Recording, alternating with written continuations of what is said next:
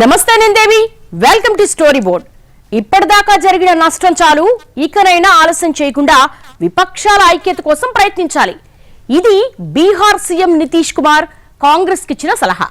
ఇది పైకి బాగానే కనిపిస్తున్నా నిజంగా మనసులో మాటేనా అని కాంగ్రెస్ అనుమానిస్తోందంటేనే విపక్షాల పరస్పర అపనమ్మకం ఏ స్థాయిలో ఉందో తేటతెల్లమవుతోంది. స్వీయ తప్పిదాలు, అనైక్యతతో వరుసగా 2 సార్లు బీజేపీకి అధికారం అప్పగించిన ప్రతిపక్షాలు 2024లో అయినా పద్ధతి మార్చుకుంటాయా, లేదంటే మూడోసారి మోడీకి అధికారం బంగారు పళ్ళెంలో పెట్టి అప్పగిస్తారనేదే తేలాల్సిన అంశం. విపక్షాల ఐక్యతే లక్ష్యంగా కాంగ్రెస్ ప్లీనరీ జరగబోతోంది. ఈసారి ఎట్టి పరిస్థితుల్లో బీజేపీని గద్దె దించాలి అనేది కాంగ్రెస్ టార్గెట్. అయితే దీనికి హస్తం పార్టీ చేయాల్సిన పని చాలా ఉంది. కాంగ్రెస్ ప్లీనరీ టార్గెట్ విపక్షాల ఐక్యత అని ఆ పార్టీ నేతలు చెప్పుకుంటున్నారు. అంతకుముందే నితీష్ కాంగ్రెస్ చొరవ తీసుకోవాలని సలహా ఇచ్చారు. అయితే ఆ సలహా నిజాయితీగానే వచ్చిందా, ఆయనకు బీజేపీతో లోపాయికారి ఒప్పందం ఉందా అనే సందేహాలు మొదలయ్యాయి.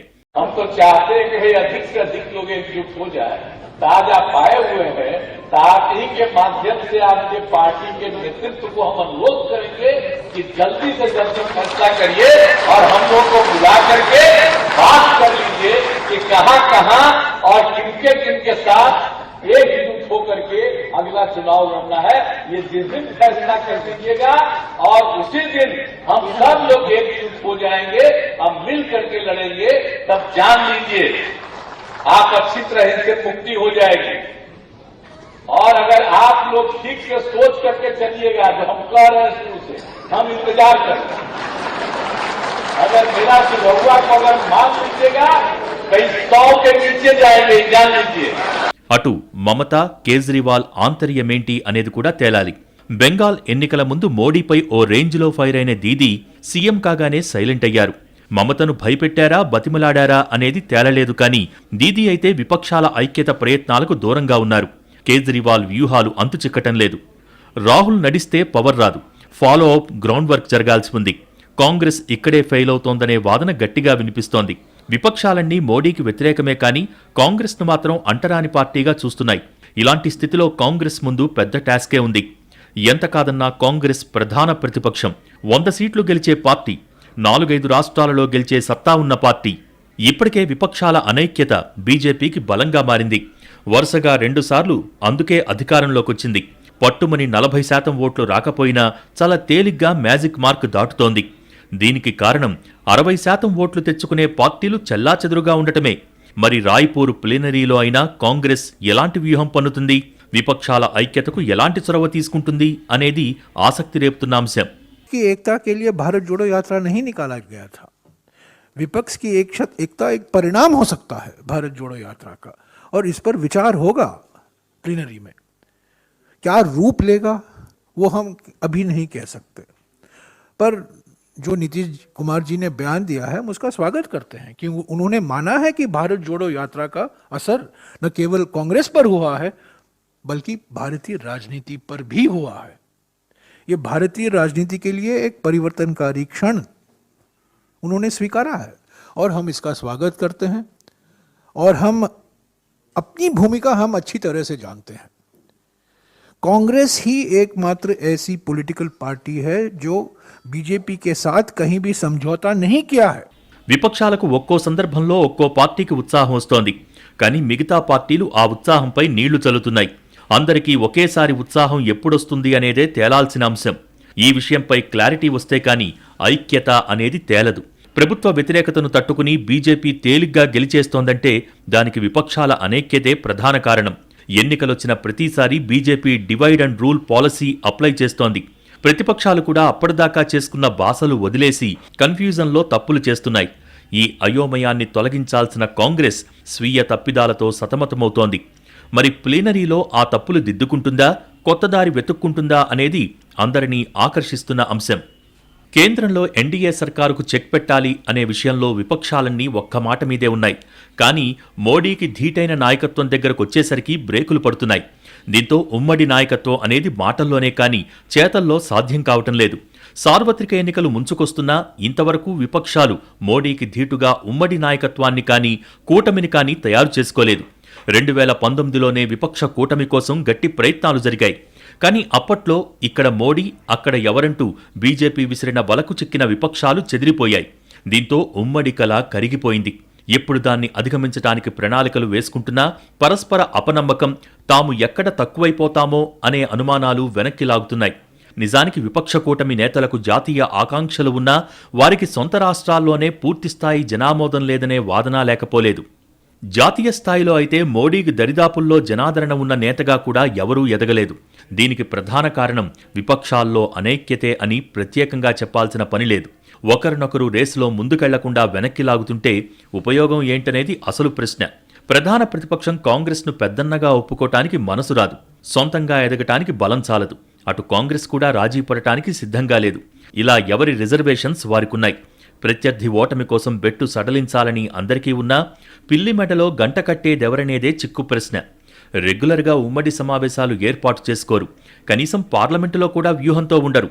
బలమైన ప్రత్యర్థిని ఓడించాలంటే అంతే బలమైన వ్యూహం అవసరం.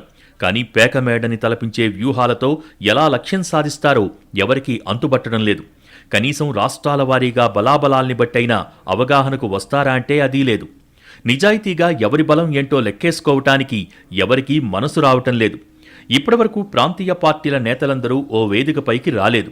కనీసం ఆయా పార్టీల ప్రతినిధులు కూడా బీజేపీకి వ్యతిరేకంగా ఓ సమావేశం జరపలేదు. ఢిల్లీలో అడపాదడపా జరిగిన మీటింగులకు ఒక పార్టీ వస్తే మరో పార్టీ రాదు. ఇలాంటి పరిస్థితుల్లో సార్వత్రిక ఎన్నికల్లోపు బీజేపీని గద్దెదించాలనే వ్యూహం రచించాలంటే మరింత మెరుగైన కార్యాచరణ అవసరమవుతుంది. ప్రాంతీయ పార్టీల కూటమి అంటూ ఏర్పడితే అన్నింటికంటే పెద్ద సమస్య నాయకత్వమే. ఎవరి నాయకత్వాన్ని ఎవరు ఒప్పుకుంటారనేది పెద్ద ప్రశ్న. రాష్ట్రపతి, ఉపరాష్ట్రపతి ఎన్నికలతో విపక్షాల మధ్య అభిప్రాయ భేదాలు తేటతెల్లమయ్యాయి. పైచేయి కోసమే కాంగ్రెస్, తృణమూల్ ఆరాటపడటం, బహిరంగంగా విమర్శలు గుప్పించుకోవటం చర్చనీయాంశంగా మారాయి.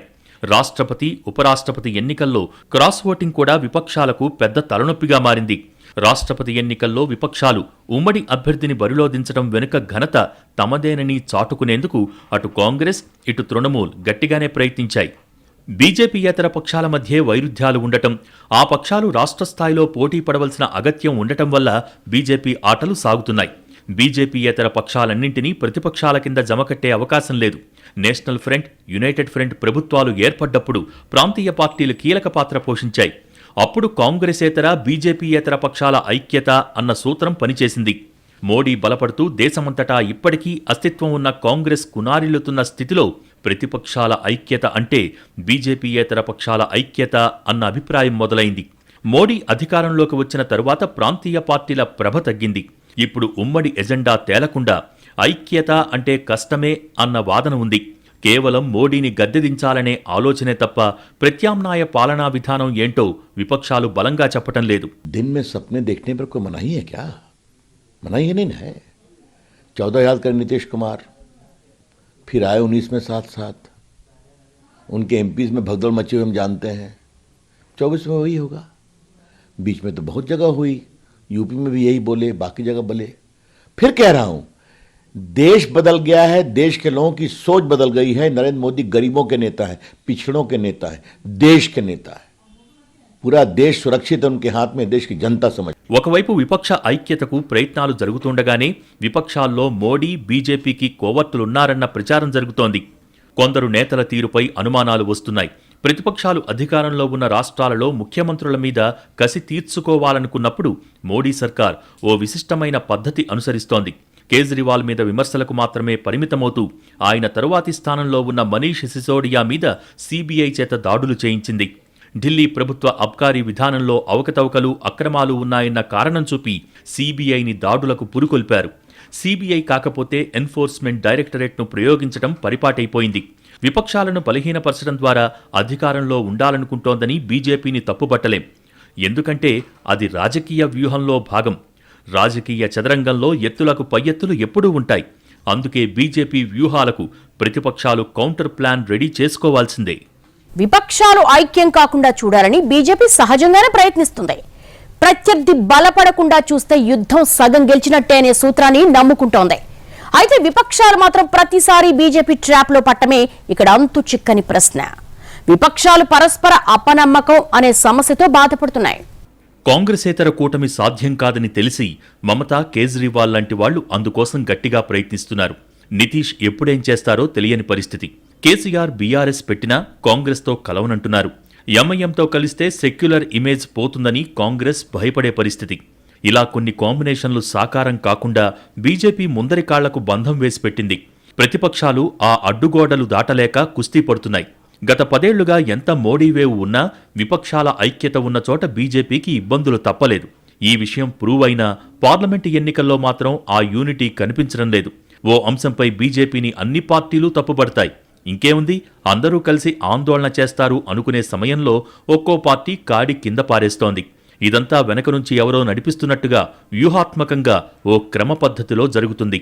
ఇలాంటి సందర్భాల్లోనే సదరు పార్టీలకు బీజేపీతో లోపాయికారీ అవగాహన ఉందనే అనుమానాలు వస్తాయి. ప్రతిపక్షాలు కలిసి కూర్చుని మనసు విప్పి మాట్లాడుకోవటం లేదంటేనే ఐక్యత ఎంత దూరంలో ఉందో అర్థమవుతోంది. రాష్ట్రపతి, ఉపరాష్ట్రపతి ఎన్నికల్లో కూడా ఐక్యత ఎండమావేనని తేలింది. ఉమ్మడి శత్రువుని ఎదుర్కోవటం మానేసి సిల్లీ తగాదాలతో కాలక్షేపం చేయటం దేశ ప్రజలకు షాక్ ఇచ్చింది. చాలా ప్రతిపక్ష పార్టీలు మోడీ వ్యతిరేకత విషయంలో నిలకడగా ఉండటం లేదు. ప్రధాని అపాయింట్మెంట్ వస్తే ఒకలా, సీబీఐ దాడులు జరిగితే మరోలా స్పందించటం గందరగోళానికి తావిస్తోంది. మరికొందరు తమకే సమస్య లేదు కదా అనుకుంటున్నారు. ఎవరికి వారు ఇతర పార్టీలకు బీజేపీతో బ్లాక్ డీల్స్ ఉన్నాయని అనుమానిస్తున్నారు. అసలు విపక్షాల్లోనే ఒక పార్టీపై మరో దానికి అపనమ్మకం కలిగేలా బీజేపీ కూడా వ్యూహాత్మకంగా వ్యవహరిస్తోంది. ఇప్పటికైనా ఈ వ్యూహాన్ని ఛేదించి మోడీ పాలనకు ప్రత్యామ్నాయంగా మోడల్ను ప్రజల ముందుకు తీసుకురావాల్సిన అవసరం విపక్షాలకు ఉంది. విపక్షాలు జాతీయ స్థాయిలో ఒక్కతాటిపైకి వచ్చినా రాష్ట్రాల్లో ప్రత్యర్థులుగా పోటీ పడాల్సిన పరిస్థితి. జాతీయ రాజకీయాల కోసం రాష్ట్రాలలో కాంప్రమైజ్ కావటానికి ప్రాంతీయ పార్టీలు సిద్ధంగా లేకపోవచ్చు. కాంగ్రెస్ కూడా బలంగా ఉన్న రాష్ట్రాలలో ప్రాంతీయ పార్టీలతో సీట్లు పంచుకోవటానికి ఇష్టపడకపోవచ్చు.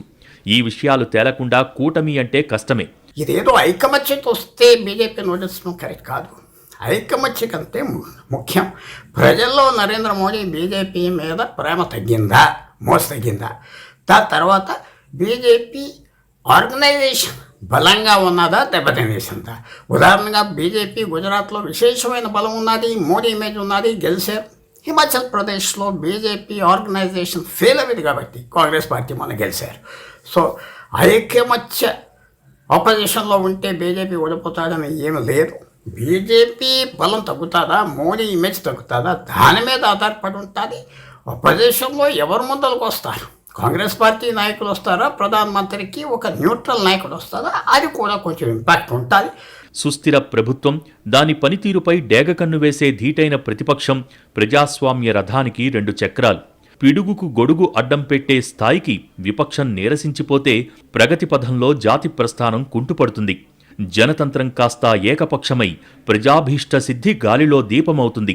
రాష్ట్ర, జాతీయ స్థాయిలో సర్కారీ విధానాలలోని లోటుపాట్లను సమర్థంగా వెలుగులోకి తీసుకురావాల్సిన ప్రతిపక్షాలు పూర్తిగా చేవచచ్చిపోవటం భారతావనికి కొత్తేమీ కాదు. సంఘటిత కార్యాచరణతో ప్రజాభిమానాన్ని చూరగొందామని కాంగ్రెస్తో సహా 19 పక్షాలు నిరుడు ఘనంగా తీర్మానించాయి. గెలవని రాజుకు గప్పాలు మెండు అన్న చందంగా ప్రవర్తించడంలో ముందుండే హస్తం పార్టీ తీరుతో ఆ సంకల్పాలకు చెదలు పడుతున్నాయి. ఏ పార్టీ అయినా సరే పట్టువిడుపులతో వ్యవహరిస్తేనే సంకీర్ణ రాజకీయాలు సఫలీకృతమవుతాయి.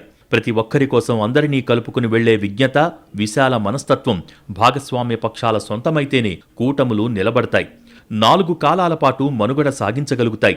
తద్భిన్నంగా మోడీపై గుడ్డి వ్యతిరేకతలోంచి మొగ్గతొడిగిన మహాకూటమి లోగడే విఫలమైంది. పదవులే లక్ష్యంగా పలు రాష్ట్రాలలో అప్పటికప్పుడు మొలుచుకొచ్చిన పొత్తులు అలాగే చెల్లాచెదురయ్యాయి. అధికార పక్షాన్ని వట్టిగా ఆడిపోసుకోకుండా ప్రజా సమస్యలకు తమవైన పరిష్కారాలను ప్రతిపాదించే కనీస ఉమ్మడి ప్రణాళికకు విపక్ష శిబిరం కట్టుబాటు చాటాలి. అటువంటి పటిష్ట ప్రాతిపదిక ఏదీ లేకుండా కప్పల తక్కెడ వంటి కూటములకు పురుడు పోస్తే జనావళికి వనగూడేదేమీ ఉండదు. తాము పట్టిన కుందేలుకు 3 కాళ్లు అనే పెడపోకడలకు దూరమై అడుగడుగునా ఎదురయ్యే సవాళ్లను తట్టుకుంటూ పరిణితి చెందిన ఆలోచనలతో విపక్షాలు ఏకతాటిపైకి రావటం అంత సులభం కాదు.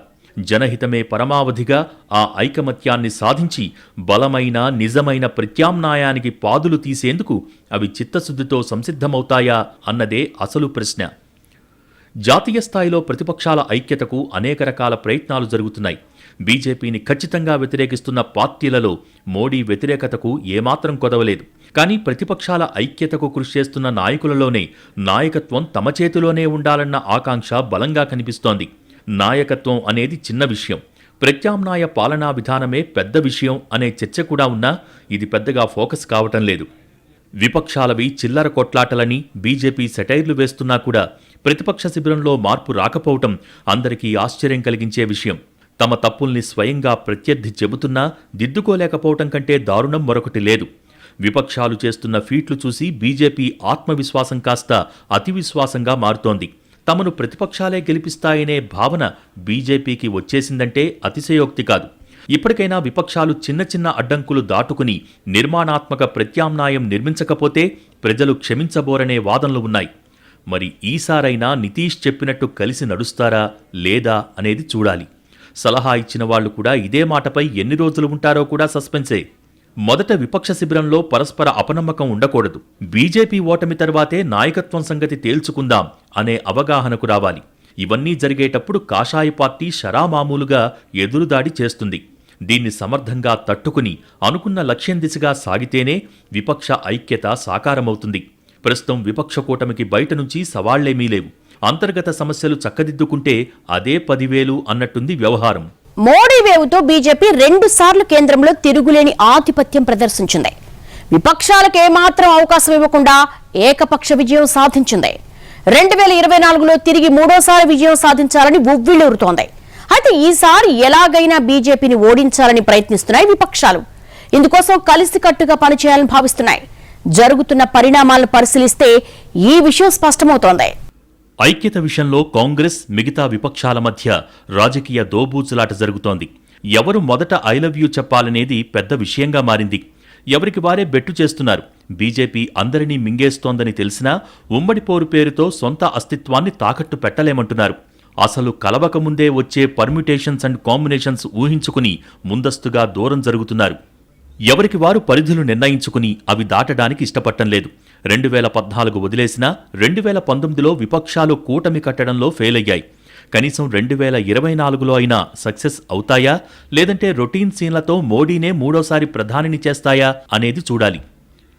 దేశంలో విపక్షాలు ఏకం కావాలని రాహుల్ గాంధీ నుంచి మమతా బెనర్జీ వరకు అందరూ ఆకాంక్షిస్తున్నారు. అందరూ ఒక్కటైతే తప్ప బీజేపీని మోడీని అడ్డుకోలేమనే నిర్ణయానికి వచ్చారు. కానీ అందుకు తగ్గ రూట్ మ్యాప్ మాత్రం రెడీ కాలేదు. ప్రతిపక్షాలు కూటమి కడితే నాయకత్వం వహించేదెవరనేది అతిపెద్ద చిక్కు ప్రశ్నగా మిగలనుంది. ప్రతిపక్షాలను ఒక్కతాటిపై నడిపేదెవరనే ప్రశ్న ఎదురవుతోంది. రాహుల్ గాంధీ, మమతా బెనర్జీ, శరద్ పవార్, కేసీఆర్, నితీష్, కేజ్రీవాల్ అందరూ బీజేపీకి వ్యతిరేకమే. విపక్షాలు ఒక్కటవ్వాలని అంతా కోరుకుంటున్నారు. కానీ వీరిలో నాయకుడెవరనే ప్రశ్నకు సమాధానం దొరకటం లేదు. అది దొరికే వరకు తమకు దిగుల్లేదని బీజేపీ ఫీలవుతోంది. ఇక్కడ మోడీ, అక్కడ ఎవరు అని నిలదీస్తోంది. గత ఎన్నికల్లోనూ ఇదే వ్యూహంతో నెట్టుకొచ్చింది కాషాయ పార్టీ.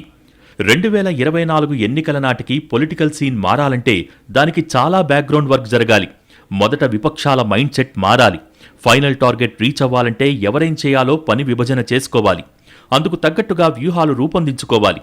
అవసరమైతే త్యాగాలకు సిద్ధపడైన బీజేపీ ఓటమి కోసం పనిచేయాలి. అప్పుడే వారి ఆలోచనలు నిజమవుతాయి. లేకపోతే మరోసారి భంగపాటు తప్పదనే అభిప్రాయాలు లేకపోలేదు. 2014 మోడీ అనుకోకుండా పీఎం అయ్యారని కాంగ్రెస్తో పాటు విపక్షాలు కూడా అనుకున్నాయి. కానీ 2019లో విపక్షాల అనైక్యతే బీజేపీకి ఎక్కువ సీట్లు తెచ్చిపెట్టిందని తేలిపోయింది. ఇది తేలాక కూడా 2024లో ఏకం కాలేకపోతే విపక్షాలు తమ గొయ్యి తాము తీసుకున్నట్టే. రాజకీయాల్లో ఆత్మహత్యలే కానీ హత్యలు ఉండవంటారు. మరి విపక్షాలు రాజకీయంగా తెలివిని ప్రదర్శిస్తాయా, ఆత్మహత్యా సదృశమైన నిర్ణయాలు తీసుకుంటాయా అనేది తేలాలి. ఇప్పుడు అందరి దృష్టి కాంగ్రెస్ ప్లీనరీపైనే ఉంది. ప్లీనరీలో వెలువడే నిర్ణయాలు భవిష్యత్ రాజకీయ పరిణామాల్ని నిర్దేశించే అవకాశముంది. ఎలాంటి క్లిష్ట పరిస్థితుల్లో అయినా విపక్షాలను ఏకం చేసే ఫార్ములాను రూపొందించిన అనుభవం గతంలో కాంగ్రెస్కు ఉంది.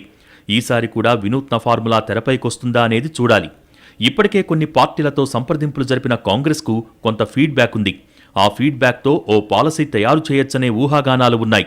కాంగ్రెస్ ప్రయత్నాలు ఏ మేరకు విజయవంతమవుతాయి, మిగతా విపక్షాలు ఎంతవరకు కలిసొస్తాయనేది చూడాలి. దేశ రాజకీయాల్ని మలుపు తిప్పే ముఖ్య ఘట్టంగా కాంగ్రెస్ ప్లీనరీపై చర్చ జరుగుతోంది. ఇన్ని అంచనాల మధ్య జరిగే ప్లీనరీ ఎలాంటి కొత్త వ్యూహాలను తెరపైకి తెస్తుంది అనే ఆసక్తి విపక్ష శిబిరంలో ఉంది. కాంగ్రెస్ పార్టీ విపక్షాల ఐక్యత కోసం శక్తివంచన లేకుండా ప్రయత్నిస్తూనే ఉంది. గతంలోనూ తాను కొంత తగ్గి మరీ ఆఫర్లిచ్చింది. కానీ మిగతా పార్టీలు కలిసి రాలేదు. కాంగ్రెస్ ముక్త భారత్ నినాదంతో తమకేం సమస్య అనుకున్నాయి. కానీ క్రమంగా మోడీ మార్క్ వ్యూహాలు అర్థమయ్యేసరికి ఆలస్యమైపోయింది.